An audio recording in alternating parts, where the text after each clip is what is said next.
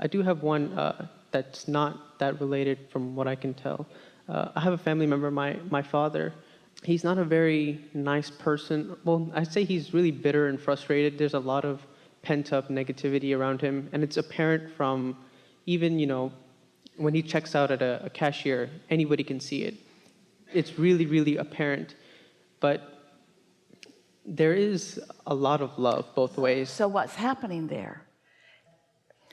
If you saw someone on the street bleeding, if the cashier saw someone on the street bleeding, we know you would go help that person.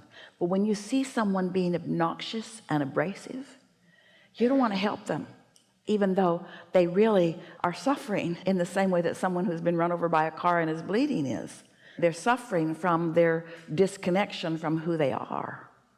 So when you see someone who chronically behaves that way, you know what it means? They have powerful desires that are calling them, and for whatever reason they can't get themselves to let go of the thoughts that pull them apart, and so they're just holding themselves in a chronic tug of war. Sometimes earlier in life things can distract you and you can have moments of pleasure, but the older people get, usually the more stuck in their patterns of thought they are.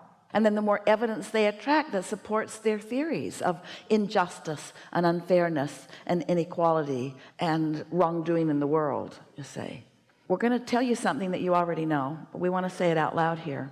There's no one who experiences greater love than your Father. He's just not letting it out where you all can see it. And what we mean by that is he has the potential for it, because through his troubled life he has launched so many rockets of desire that he has big time desire, and it's all right there for him. If he could just find some way. You may be the key, but don't give yourself that responsibility. Give yourself the responsibility of seeing him that way, because it hurts you to see him otherwise. Give yourself the opportunity of seeing him that way. Don't try to guide him. Don't try to explain it to him. Just know who he is. And as you come to know it unequivocally, you can have a step 5 moment. You can be standing in line with him at the cashier, and you can watch him with his chip on his shoulder, interrogating or doing whatever he does that offers his display of dissatisfaction. And you can have practiced knowing who he is so well that instead of a step 1 moment, which is embarrassment or sadness, you can be having a step 5 moment, which is, yeah, that's just who you are, Dad, and I know why. I know who you really are and what you really want. And everybody on the planet would be ornery like you're being right now too, under the circumstances, but I get why. I get why. And then when you're not embarrassed, when instead you're loving him, when you're not upset with him, but instead you're understanding, that understanding goes so far, because you know what you are? You are like the satellite dish that has beamed the signal in closer to him, and something that he's been reaching for and reaching for that he can't find suddenly is right there standing in line with him, feeling it.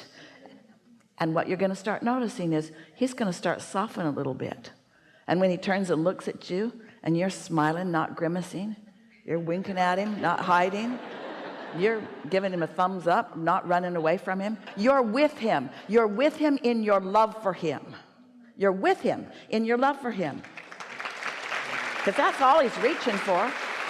He would just like some evidence in this world that this is not a crap place to be. He would like some evidence in this world that there is truth, and that there is justice, and there is rightness, and that there is a pattern, and that there is a way to live happily ever after. He just wants to see it demonstrated somewhere, something that he once believed that the larger part of him will never let go of. Okay. Yeah. And wouldn't it be nice if he had some of those moments before he croaks? Yeah. Yeah.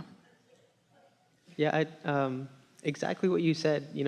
At the cashier, that's the example that I brought up, because that's the time that I feel the most embarrassed. When we leave, I backtrack and I apologize. This is a really good thing, because this is you in your embarrassment carrying more what those people feel than what your inner being feels.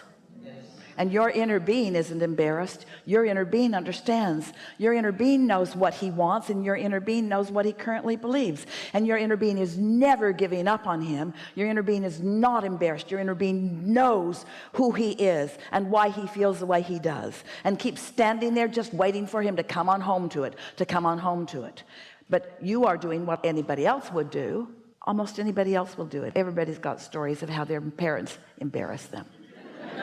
But as you stand there not embarrassed, because you're standing with your inner being, who's standing with his inner being, and instead of being embarrassed, you're not on his side of belligerence either, but you're on his side of fairness and justice and truthfulness. You're on his side of respect and things getting better. You're on his side of fairness across the board. You're on his side about equal opportunity. You're on his side about love being across the board. You're on his side about prosperity. You're on his side about all the things that he wants. You're on his side. And as you stand there on the side of your inner being, so that your energy's not split, whoa, what a difference that will make in your relationship, not just with your father. Your father is giving you this opportunity to discover your relationship with your inner being.